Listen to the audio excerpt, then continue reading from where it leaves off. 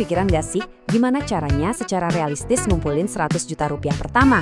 Nah, hari ini kita bakal bedah tuntas panduan langkah demi langkahnya yang terinspirasi dari pakar keuangan Theo Derrick. Yuk kita mulai. Nah, kutipan ini adalah filosofi utamanya. Ini tentang memisahkan apa yang bisa kita kendalikan, yaitu kebiasaan baik, dan apa yang di luar kendali kita, ya seperti keberuntungan. Jadi, perjalanan finansial kita itu dimulai dengan fokus ke hal yang pertama. Ini dia, peta jalan kita hari ini. Kita mulai dari pola pikir, lalu kita bangun fondasinya, belajar investasi, dan yang terpenting, kita cari tahu tujuan akhir dari semua ini.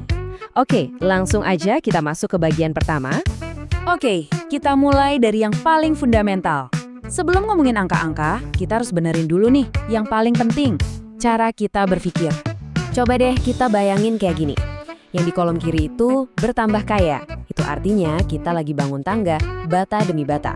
Ini semua soal hal-hal yang ada dalam kendali kita.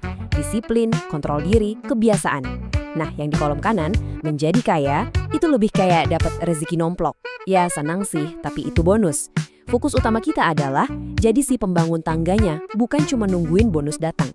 Nah, setelah pola pikirnya benar, saatnya kita ubah jadi tindakan nyata. Ini dia cara kita ngebangun fondasi keuangan yang kuat, 50 juta pertama Anda. Ini dia nih kebiasaan paling sakti yang bisa Anda bangun. Bayar diri sendiri dulu. Mirip kayak bangun tidurku terus mandi, harusnya gajianku terus nabung. Begitu gaji masuk, jangan tunggu sisa, langsung pisahin buat tabungan. Percaya deh, satu kebiasaan simpel ini bisa mengubah total nasib keuangan Anda 5 tahun dari sekarang. Biar kebiasaan tadi makin nempel, ada trik psikologi sederhana nih. Pisahin rekeningnya.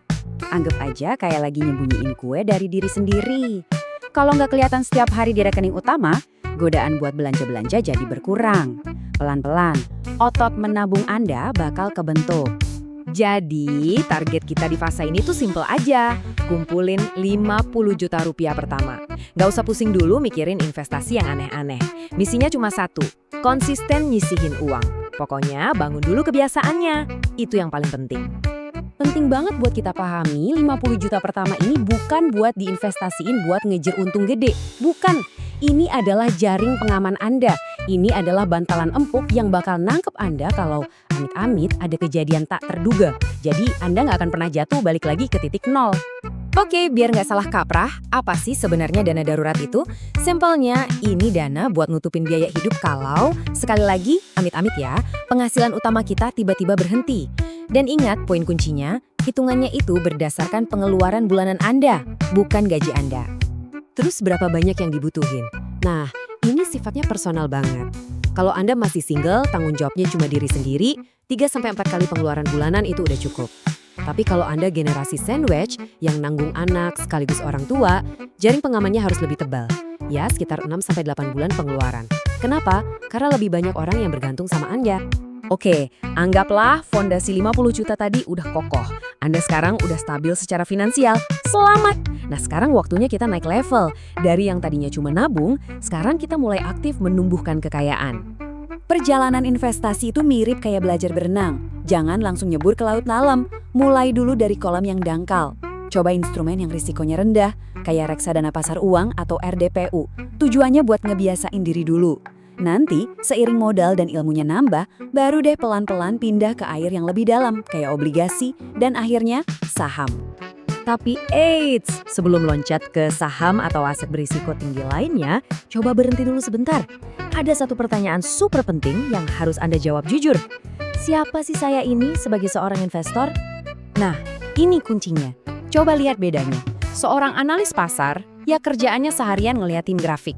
Tapi seorang koki, wah boro-boro punya waktu. Strategi investasi Anda itu harus cocok sama realita hidup Anda.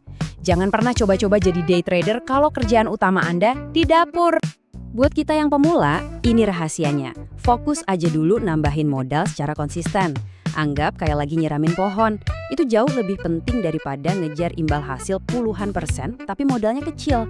Kalau modalnya udah besar, keuntungan kecil pun angkanya jadi signifikan. Percayalah, di awal-awal ukuran modal itu jauh lebih penting daripada persentase imbal hasilnya. Jadi, kita udah ngomongin soal bangun kebiasaan, udah mulai investasi, tapi sebenarnya tujuan akhir dari semua ini tuh apa sih? Apa yang kita kejar di balik angka-angka itu? Tujuan utamanya itu bukan sekedar tumpukan uang, tapi kebebasan finansial. Maksudnya apa? Sederhananya, ini adalah sebuah titik di mana pemasukan pasif dari investasi Anda udah cukup buat bayarin semua kebutuhan hidup. Anda nggak lagi harus kerja buat bertahan hidup.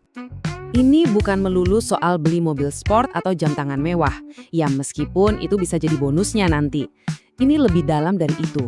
Ini tentang mencapai rasa tenang, kedamaian batin yang muncul saat kita tahu semua tagihan aman terbayar tanpa harus menukar waktu kita dengan uang.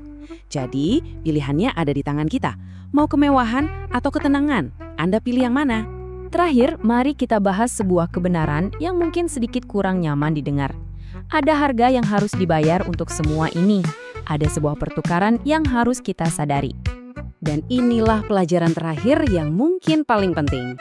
Harga untuk menjadi benar-benar kaya adalah kesediaan untuk tidak terlihat kaya. Ya, membangun kekayaan itu permainan yang sunyi. Setiap kali Anda berhasil menahan godaan inflasi gaya hidup, Anda sebenarnya sedang membuat pilihan cerdas untuk masa depan Anda. Ini bukan pengorbanan, ini adalah investasi. Pertanyaannya sekarang, apakah Anda bersedia membayar harganya?